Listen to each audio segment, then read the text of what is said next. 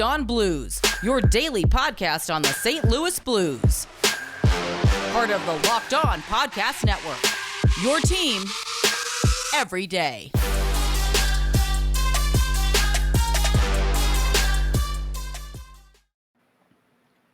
Hello, everybody, and welcome back to the Locked On Blues podcast, part of the Locked On Podcast Network, and your number one source for daily Blues content. I'm Josh Hyman. And I'm Thomas Welch. And we got a fun late night episode for you guys. You guys will probably be listening to this, watching this tomorrow, Tuesday, but right now it is 12:42 a.m. my time, 11:42 p.m. Tommy's time. Probably the latest we've ever recorded in like 2 years of doing this. But Tommy was at the game, so that's why. Thanks a lot, Tommy. Getting us a first-hand account of the Blues' 5-3 victory over division rival Nashville Predators.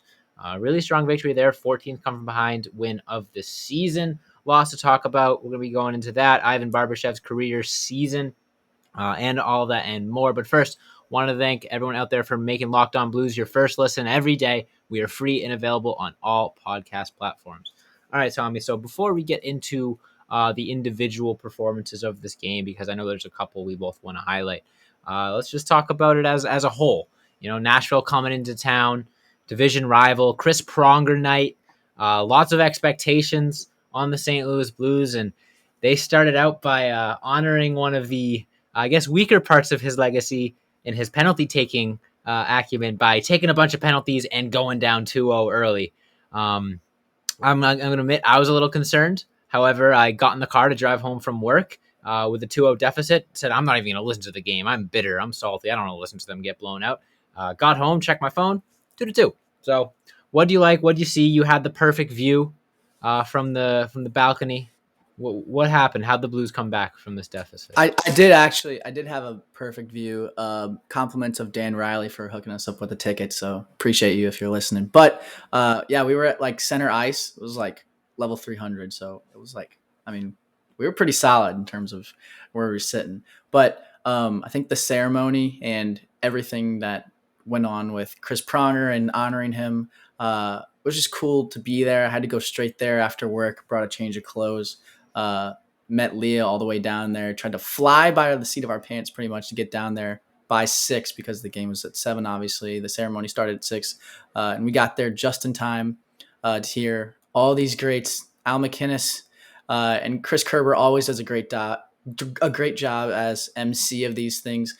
So to listen to all of the accolades that Chris Pronger compiled throughout his career, which, by the way, he's the only defenseman since Bobby Orr to win the Hart Trophy, which is absolutely insane. I think Norris in the same season. So the career that this guy put together, what he means to not only the city of St. Louis and the St. Louis Blues, but the fabric of St. Louis hockey, I think speaks dividends to the kind of impact and the player that he was.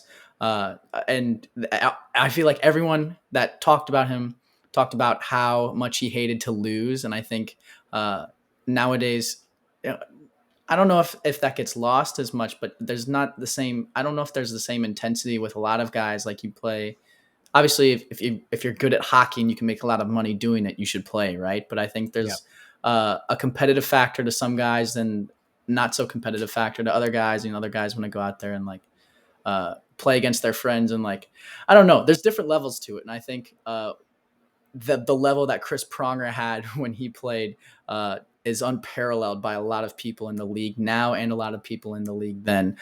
He was a dominant force in every facet of the game, whether it was physicality, whether it was skill, whether it was leadership, and being a captain of the Blues is prime example of that. So to be there, to witness his jersey going up into the rafters and now bookending, I think he was talking about it, bookending the rafters with Al MacInnis once again. They're going to be flying above the ice now instead of flying around on the ice. So that was really cool to see for me. But like you said, the Blues didn't come out strong. I want to say I did have one complaint from the ceremony. Not necessarily his fault, more like NHL social media fault. I'm doing out driving for my job, delivering pizzas. I know, important work. Get a notification on my phone. Chris Pronger pounds a beer during ceremony. I'm like, oh, Heck yeah, this is going to be awesome to watch. Click on the video. He opens up a Bud Light, takes a sip, and closes it back up. Still Come on, cool. NHL. You can't. I was He did expecting, a with a toast. headline like that, I was expecting some Stone Cold Steve Austin type, That's like, fair. yeah. It's not, That's fair. no knock to him, because I would have been pretty shocked if he, but if you're going to say Chris Pronger pounds a beer, I'm Yeah. expecting some accurate video representing that, not Chris Pronger lightly sips a beer and waves to the crowd. That's that's the one complaint. There were fans, and they'll remain unnamed for legal reasons. There were some fans that I heard. I don't know if I saw them or not, or they were sitting next to me, or they might have been me. There were some fans that were cheering for him to chug the whole thing. I don't know how many. I don't know who, but I can confirm that was the case. But yeah, what he did was he toasted like the fans. And then took a sip and like he was saying, thank you guys for like booing me when I first got here. It made me a better hockey player because the Shanahan trade, obviously crowd favorite with Mike Keenan and all that stuff. But yeah, it was just super cool to see. But like I said, the Blues not come out strong in the first period. I think their first shot of the period came with like 5 minutes left, and it was on a penalty kill. We're getting outshot like 14-1 from at our one point. Yeah, from our baseline. Someone shot it all the way down the ice and it hit the goalie, so they counted as a shot. Was that really what it was? Yeah, it was like 14-1 at that point. And then I think by the end of the second period, it was like 16-14 shots in favor of the Preds or something ridiculous. So Blues came out in the second period, picked it up, and obviously came away with the victory. But I think the main takeaway from this that we need to talk about is, one, you weren't relying on scoring production from Jordan Kyrou, Robert Thomas, and that duo and the line that they were rolling with Vladimir Tarasenko. So as much as we love to see production from them, you can't rely on just one line every game. So I think the Blues have been kind of not really throwing lines in a blender, but trying to see like with that top line and that number one slot line. I mean, we have 3 first lines, but that number one slot, they've been trying to get Ryan O'Reilly going and see like who they can pair with him to see get offensive production from him, because he hasn't really been having the offensive production season that we expect from him. Lo and behold, 4-point night for Barbashev, 4-point night for Braden Shen, and a 3-point night for Ryan O'Reilly. They were responsible of the 15 points accrued in this game in terms of assists and goals and everything. That line was responsible for 11 of them. So I think we're going to see a lot of that going forward. Obviously, the staple of Vladdy, Kyrou, and Thomas. And then maybe we'll start solidifying the bottom 6. Who knows? Yeah, definitely needs to go into each one of those guys individually. Barbashev, Shen, Ryan O'Reilly. And I also want to talk about a very interesting fun fact that Jeremy Rutherford tweeted out about the Blues' performances in second periods this season, especially compared to that of last season. So stick around to hear that, and I'll talk about Barbashev and them in the second and third segment. But first, I wanted to give a shout out to our good friends over at Built Bar. It's the new year, so that means New Year's resolutions. If yours is about getting fit or eating healthier, make sure you include Built Bar in your plan. Built Bar is the protein bar that tastes just like a candy bar, maybe even better than a candy bar. Built Bar makes it easier to stick to your resolution because it tastes so good, you want to eat it. Unlike other protein bars, which can be chalky, waxy, or taste like a chemical spill. You want to be healthy, but it just gets so boring. By week 3, you're thinking, this is just not worth it. Where's the chocolate? Good news, Built Bars are covered in 100% real chocolate. And they're healthy. Like I said, most Built Bars contain 130 calories, 4 grams of sugar, 4 net carbs, and 17 grams of protein. So even if you're not a huge fan of working out, you can at least eat something that tastes good and is good for you. That way, when you enjoy a delicious Built Bar, you can almost count it as a workout.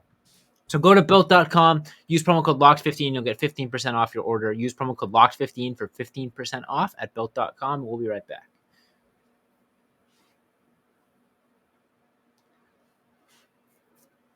All right, Tommy. So I mentioned before the break about a fun fact coming from not yours truly, but our favorite local reporter, Jeremy Rutherford, always coming in with the stats and information.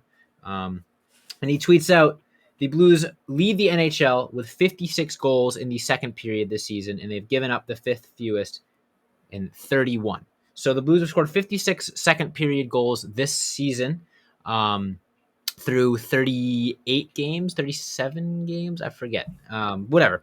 Less than half of his NHL season. Tommy, I have a question for you. I don't know if you've seen the tweet. If you had to guess, how many second period goals did the Blues score in the entirety of last season? Again, not a full 82 game season, but still significantly more than 38 games like they've played now. How many did we score this year? You said 56? 56 so far. I'll say like 54 all of last season, and we've already passed it. So the Blues this season are outscoring opponents 56-31 in the second period, which is by itself an astronomical impressive differential.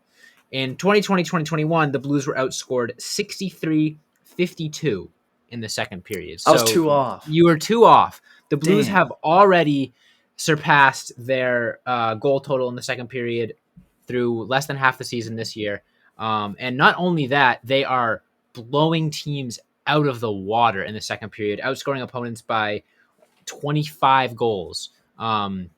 It's I think that goes to Craig Berube's mentality and coaching staff and sort of treating the game like a book almost. Like you got the beginning, middle, and end. Beginning is the first period. You're kind of feeling the other team out, seeing what's going to work, what's not going to work. Second period, you're executing those changes, and third period, you're wrapping it up. And it seems like the Blues are doing a good job of that. Sorry, if you're watching the YouTube right now, you probably saw my shocked response, and that's because I'm looking at the Blues stats page, and I believe it's updated as of tonight. So all the points accrued and everything. Ryan O'Reilly is slowly but surely making his way up the offensive production chart. He's getting up there in points. With the 2 goals scored tonight, your sole leader for goals on the team is Ivan Barbashev with 15, above Jordan Kyrou and above Vladimir Tarasenko. I had that covered like hours ago, Tommy. Where have you been? At the game and driving. Okay. Fair enough. That's impressive as hell, though. I didn't know that you didn't know that.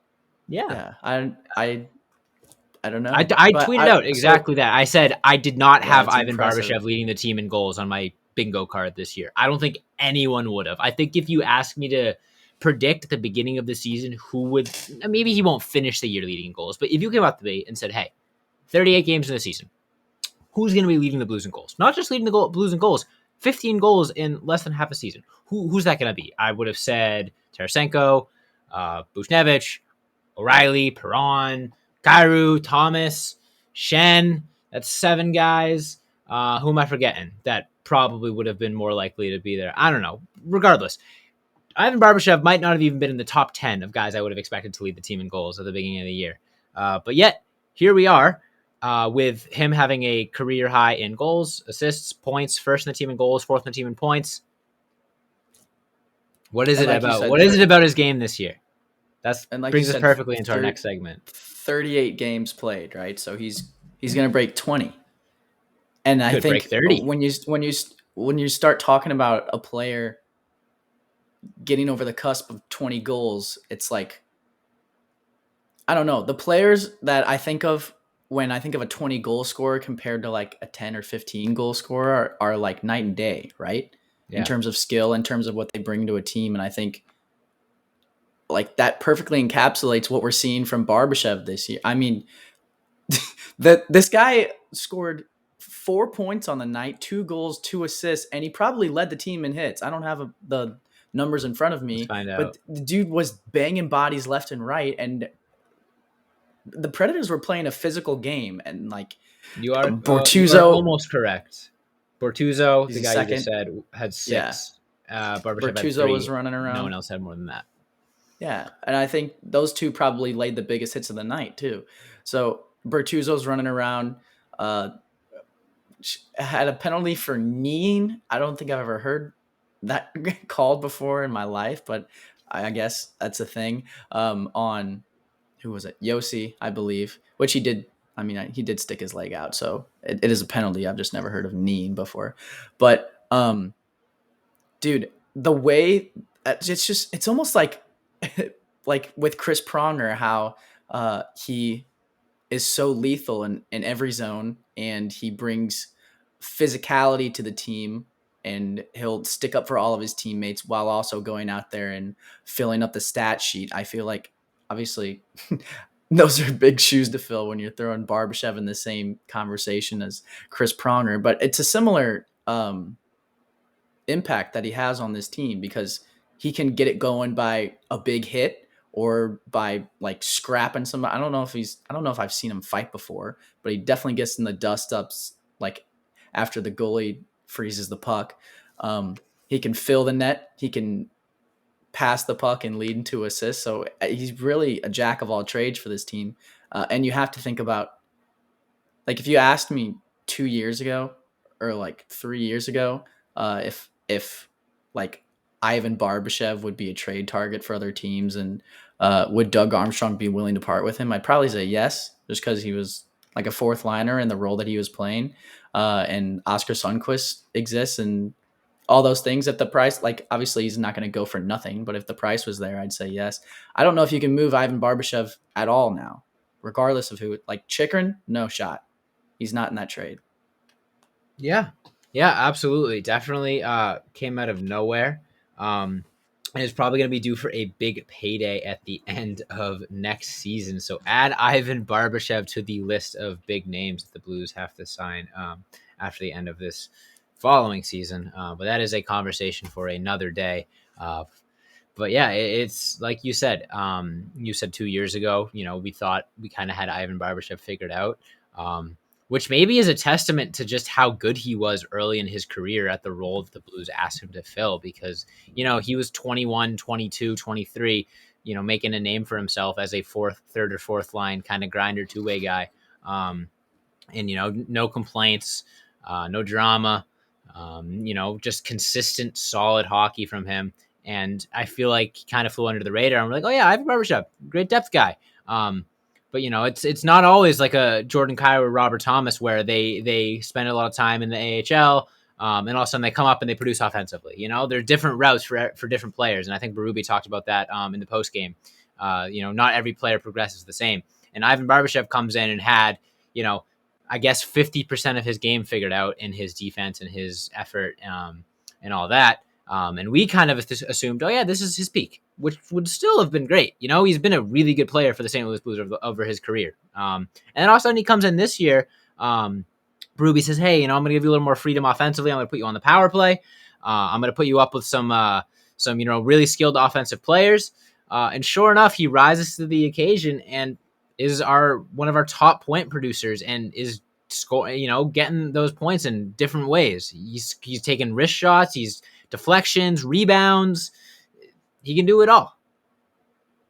Yeah, and I think that's why he's so important to the team, and why, like, when you think of Blues hockey now, it's almost like there's a lot of people's names that come to mind. Braden Shen, for example, who also had a pretty good night, all things considered. So I feel like we need to talk about him too, because I think he said in the post-game press conference that he hasn't played a lot of hockey this year, so he felt like he was missing out on watching from the sidelines, the boys going to work. So he wanted to go to work tonight, and that's absolutely what he did.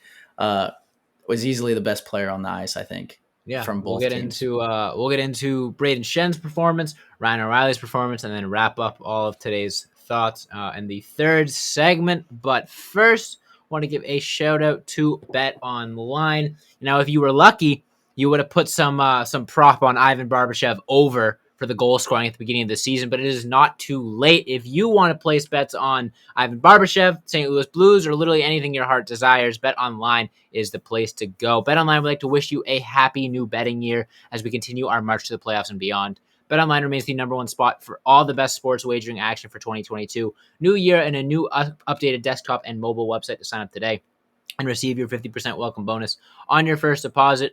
Just use our promo code LOCKEDON to get started. From football, basketball, hockey, boxing, and UFC, right to your favorite Vegas casino games. Don't wait to take advantage of all the amazing offers available for 2022. BetOnline is the fastest and easiest way to wager on all your favorite sports. BetOnline, where the game starts, and we'll be right back.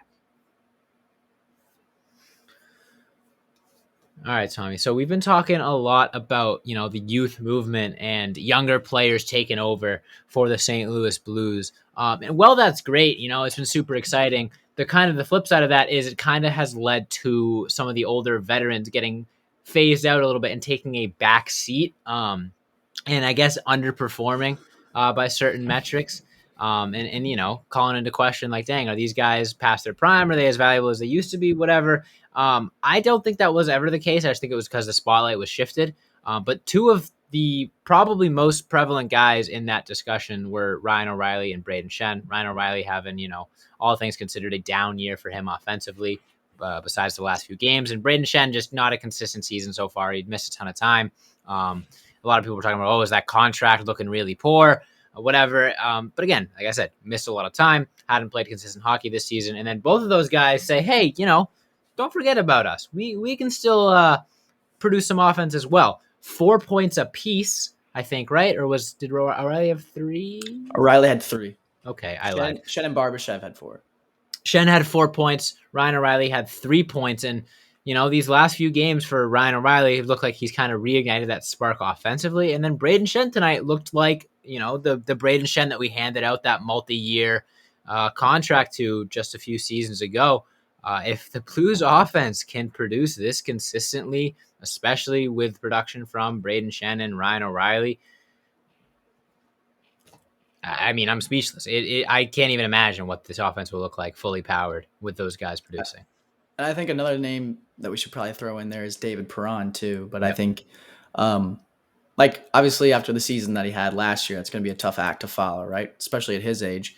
But he'll be the first one to tell you that he wants to play better and that his numbers aren't where he expects them to be. But I thought tonight was one of the best games that I've seen from him in a long time in terms of protecting the puck, setting up teammates. And at some point, even when he was on the power play, he was passing up shots that I think he'd normally take. So maybe his confidence is down and he's snake bitten a little bit. But I think the more that he gets those opportunities, throws those pucks on net, and feels good about setting up his teammates in the games that he plays too, I think he's close to getting back to the David Perron that we know is an offensive juggernaut and has the shot that can rain down the heavens. So I think, like you're talking about, all those things taken into consideration, as well as this Blues team has played so far this season through 40 games or whatever it is, with the emergence of Robert Thomas, with the emergence of Jordan Kyrou, with the emergence of Ville Husso, maybe, who is undefeated this season, which is, I think it's 8-0, which is nuts. Is he, or is that just at home? I might be at home. I don't know. Because I know that I saw that he was 8-0 at home. Is he undefeated this year? He's nuts. 5-2-1. That doesn't make sense. How is he 8-0 at home if he's 5-2-1 this year? And maybe that dates back to last season. I don't know. Yeah, it must date back to last season. It might. Either way, I guess. He's really good at home. So 8-0 at home, and I think tonight was the best game I've seen from him. Period. Probably. Some of the saves that he was making were just absurd, and was a main reason that the Blues stayed in it for so long, especially after that first period. But at times in the second and third too. I mean, like we were talking about, this Predators team was above us in the standings, I believe, and Saros is a stud in net. They've got some guys that are absolutely playing out of their mind. Yoshi's one of them, having a great season.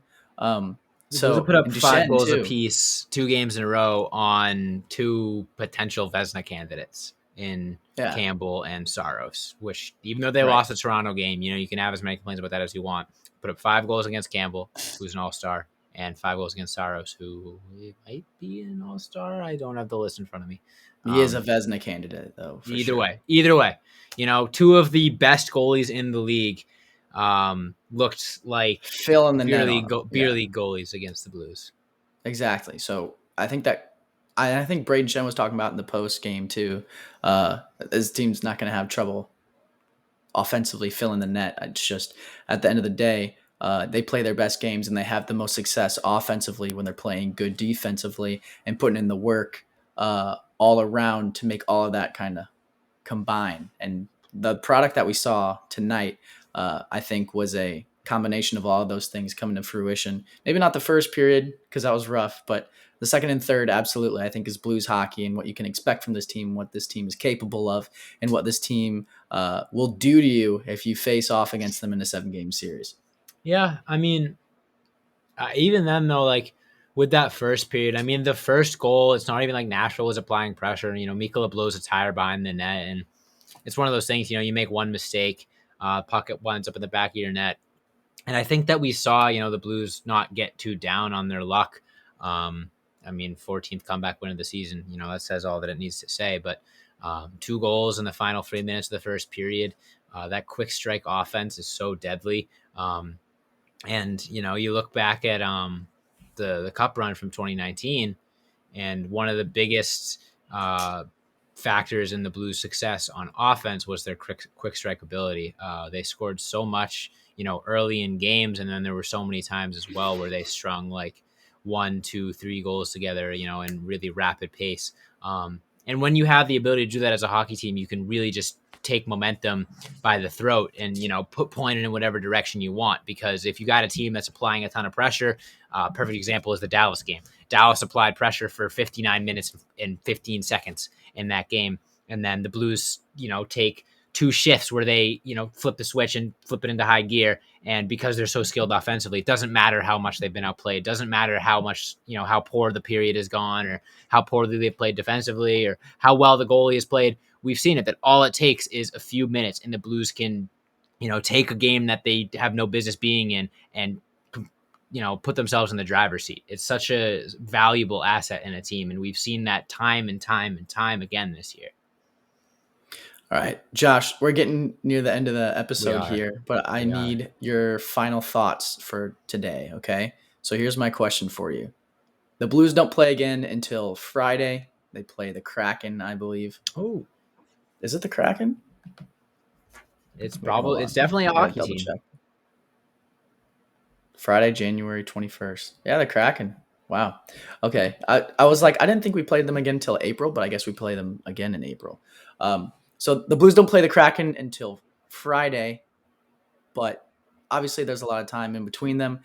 If the Blues were to start a 7-game playoff series tomorrow, maybe not tomorrow, the next day. So what would that be? Wednesday or Thursday? If the Blues were to start a 7-game playoff game series, let's say Thursday. Ask me what you're about to ask me with. Who are you starting in net? Oh my! You can't ask me that at the 27-minute mark of the episode. That's so mean. Who do you start? Okay. In a playoff series. Okay. It's the elephant in the room. I said before the podcast I didn't want to have this discussion on today's episode because I wanted to keep it positive. No, we shouldn't actually. I just wanted to pose the question. We can talk about it next episode. I'm gonna give you the cop-out answer. Just say the name, and I'll say my name. I can't say a name, and here's why. The Blues are pick one. No, I don't, and I'm going to offensive juggernaut for days. That's the. I'm going to talk my way out of this one. I'm gonna use a loophole here, just like when I picked the whole team as my locked-on player of the game. No, okay. The Blues have a very valuable situation right now. They have 2 goalies that can perform at a elite level, at least from what we've seen this season. One goalie has been more consistent than the other in Ville Husso. However, one goalie has started significantly less and has a much smaller sample size in Ville Husso. If I'm the St. Louis Blues and I'm Craig Berube and I'm looking at who to start in the playoffs, my answer, playoffs start tomorrow. I'm putting Ville Husso in game 1. Because tomorrow? The year that this back-to-back? Okay, not tomorrow. You know what? Shut up.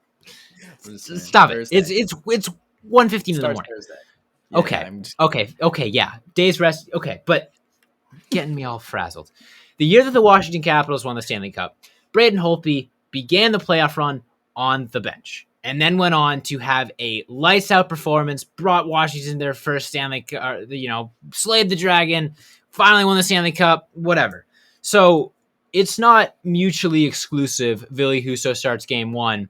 He's your goalie you ride or die with. My point is, when you have 2 goalies that are playing as well as Jordan Binnington and Ville Husso, you can ride the hot hand. And I could absolutely foresee a scenario where we start to get a 1A, 1B situation, which is looking like Craig Berube might have been alluding to. And Ville Husso ends the season, on a 4-game win streak, 2 shutouts, whatever. Ends the season on fire. Jordan Binnington has a stinker here and there. I could see Craig Berube, turning to Ville Husso game 1 and saying, look, we don't have a starting goalie right now. We're riding the hot hand. Obviously, there's a lot more that goes into it. There's the psychological aspect, we don't want to put Jordan Binnington on the bench and have him lose his confidence, because I still think Jordan Binnington is capable of carrying this team to a Stanley Cup. He did it once. He just hasn't reached that level consistently this season. It's just a matter of, would that hurt his confidence too much? And if that's the case, if Berube determines that you can't really risk putting Jordan Binnington on the bench, or else it'll destroy his confidence, and you have the potential to have 0 competent goalies if Ville Husso falls back down to earth.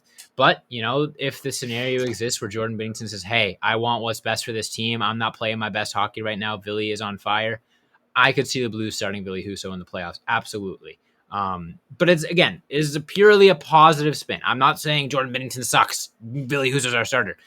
There have been plenty of times where teams have rode a backup goalie to success for a little bit here and there. We saw, with Jake Allen in the past, how he's looked like an absolute world beater at times in the backup role. Like I said, the Washington Capitals won a Stanley Cup by having their backup goalie start the first 1 or 2 games of the playoffs for them. It's not an impossible scenario, and it is a great situation for the Blues to be in. That is my answer. It's a long-winded answer, but that's my answer. That's a good answer. If you've listened to this podcast and follow me on Twitter at all, you know that what I've seen over the last couple of years with Jordan Binnington, I think, is a direct component of the Blues' lack of defense over those years and losing. I will just say, sorry to cut you off. One last point. I do think the team plays a lot more consistently defensively in front of Ville Husso than Jordan Binnington, which should not go unsaid. Yeah. So they're obviously they had Jay Bouwmeester, don't have him anymore. They had Alex Pietrangelo, don't have him anymore. Carl Gunnarsson, don't have him anymore. So it's a steep drop off for the Blues defense over the last couple of years, and a lot of guys in and a lot of guys out. So I think there's a learning curve with that. And I think, like I said, that Binnington's play is a direct factor of that. That being said, there's definitely been some games that he hasn't been good enough and let in some soft goals. And so for that reason, I'm with you. And I think if I had to start one goalie on Thursday for a 7-game playoff series, technically, I'm going with Ville Husso.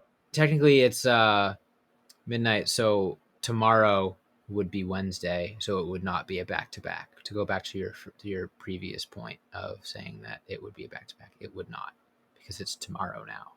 Yeah, but yeah, I'd go with Ville Husso just because, like you talking about riding the hot hand. That's essentially how Jordan Binnington got his chance initially, right? I mean, he came up, and Lord knows over the years with Jake Allen, we didn't really know what we were going to get half the time. So Jordan Binnington was on fire, and the Blues said, hey, this guy's on fire. We're going to ride him until the flame wears out. And it didn't really wear out until after the Stanley Cup and after the Stanley Cup finals. Even if you think it's worn out completely, or you don't think it's worn out, and it's just simmered down a little bit, the fact remains that for that season, 2019 season, and for that playoffs, and for that Game 7, Jordan Binnington was absolutely a man on fire. So there's no reason. Oh, we haven't heard that one in a while. Yeah, I know. I'm bringing it back. So there's no reason that Ville Husso can't be a man on fire. It's just a matter of giving him the opportunity. So it's not to say that Jordan Binnington is bad, that Jordan Binnington has lost his spot, that Jordan Binnington isn't capable of bringing this team to a Stanley Cup. It's just we don't know whether Ville Husso is capable of doing that. So why not find out while he's playing his best hockey? Yeah, definitely. Definitely dipping our toes in to the water on that discussion. It is just the tip of the iceberg on probably a longer discussion that needs to be had about the goalie situation here. Again, like I said, it really just comes down to Jordan Binnington's comfort level and his, for lack of a better term, his ego. If he could put that aside and say, let's do what's best for the team, it could work out wonderfully. Give him a little bit of a break, give Ville Husso a chance to shine, give the team a fresh look, give opponents a guy in net in Ville Husso that they don't really have a ton of scouting on. It's such a good problem to have. goaltending is the hardest position to get consistent play from in the NHL, and the Blues are fortunate enough to have two goalies that can play consistently well. One has played a little bit more consistently well than the other, but both have been really good this season. And we're going to continue to talk about that and more here on the Locked On Blues podcast. But we are reaching the end of today's episode, or we were reaching the end of today's episode, and then Tommy had to bring up that huge can of worms that we opened up. So yeah, if you want to hear that discussion, bring it up continue. as a teaser. Yeah, well, you can't just tease that. I gotta give my thoughts, or else everyone's gonna get mad at us and say, "Oh, gotta bring him back for the next Blues episode." wants Jordan Binnington gone and whatever." So yeah, definitely a conversation to be had in the future, and we will continue to talk about that as the season goes on, because it's looking like they might be kind of trading starts back and forth for at least the near future. So if you want to hear discussions about that, Jordan Kyrou, Ivan Barbashev, and more, every player on the team we talk about pretty much. Make sure you hit that follow or subscribe button at Locked On Blues. Hit that subscribe button on YouTube as well. Hit the notification bell. That way, whenever we upload a video, you guys can be the first ones to watch it. Comment, leave a like, comment. I already said comment, subscribe, all that good stuff. Make sure you follow me on Twitter at Josh Hyman NHL. Look at that. Perfect. Follow Tommy on Twitter at TWelcher15. Thanks, everybody, so much for listening. And as always, let's go Blues.